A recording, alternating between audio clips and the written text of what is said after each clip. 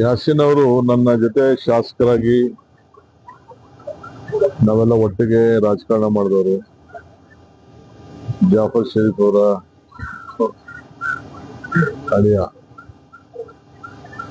ಅವರ ಧರ್ಮಪತ್ನಿ ಕೂಡ ನನಗೆ ಬಹಳ ಬಾಲ್ಯದಿಂದ ಗೊತ್ತು. ನಾವೆಲ್ಲ ಒಂದೇ ಏರಿಯಾದವರು, ರಾಜನಗರದಲ್ಲಿ ಸ್ಕೂಲ್ ವಿದ್ಯಾಭ್ಯಾಸ ಮಾಡುವಾಗ. ಆಮೇಲೆ ಅವ್ರ ಜೊತೆ ಸಂಬಂಧ ಯಾಸಿನ್ ಕೊಟ್ಟು ಮದುವೆ ಮಾಡಿದ್ರು. ಅವ್ರ ಮಕ್ಕಳೆಲ್ಲ ಬಹಳ ಹತ್ತಿರದಿಂದ ಬಲ್ಲ. ಬಹಳ ಶಾಸಕರಾಗಿ ಎಲ್ಲ ಒಟ್ಟು ತೆಗೆದುಕೊಂಡು ಹೋಗುವಂತ ಕೆಲಸವನ್ನ ಅವರು ಮಾಡ್ತಿದ್ರು. ಮಧ್ಯೆ ಅವ್ರಿಗೆ ಸ್ವಲ್ಪ ಆರೋಗ್ಯ ಕೆಡ್ತು. ಇಲ್ಲಾಂದ್ರೆ ಅವ್ರಿಗೆ ಯಾವಾಗಲೂ ಕೂಡ ನಾವು 6 ಬಾರಿ ಕಾಂಗ್ರೆಸ್ ಪಕ್ಷ ಅವ್ರನ್ನ ಗುರ್ಸಿ ಸೀಟನ್ನ ಕೊಟ್ಟಿತ್ತು. ಒಳ್ಳೆ ನಾಯಕರಾಗಿದ್ರು. ಅವರ ಆತ್ಮಕ್ಕೆ ಶಾಂತಿ ಸಿಗಲಿ, ಅವರ ಕುಟುಂಬಕ್ಕೆ ಕೂಡ ಒಳ್ಳೇದಾಗಲಿ.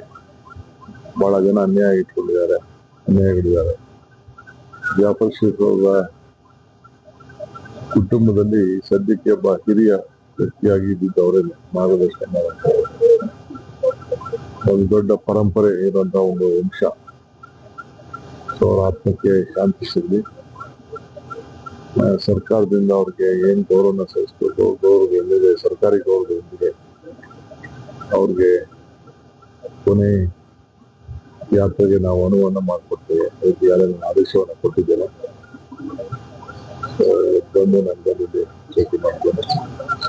ಆಮೇಲ್ಲ ನಮ್ಮ ACC ಜನರಲ್ ಸೆಕ್ರೆಟರಿಗಳು ರಿಜ್ವಾನ್ ಅವರು, ನಮ್ಮ ರವಿ ಬೋಸಾಜು, ನಮ್ಮ ಬಸನ್ ಬೋಲ್ಡು, ಇನ್ನೆಲ್ಲ ಅನೇಕ ಮುಖಂಡರುಗಳು ಮತ್ತು ನಮ್ಮ ಗುಲ್ಬರ್ಗಾದಿಂದ ನಮ್ಮ ಅಧ್ಯಕ್ಷರು, ವರ್ಕ್ಬೋರ್ಡ್ ಅಧ್ಯಕ್ಷರು ಅವರು ಕೂಡ ಬಂದಿದ್ದಾರೆ. ಎಲ್ಲ ಅನೇಕ ಧರ್ಮ ಬಂದಿದ್ದಾರೆ.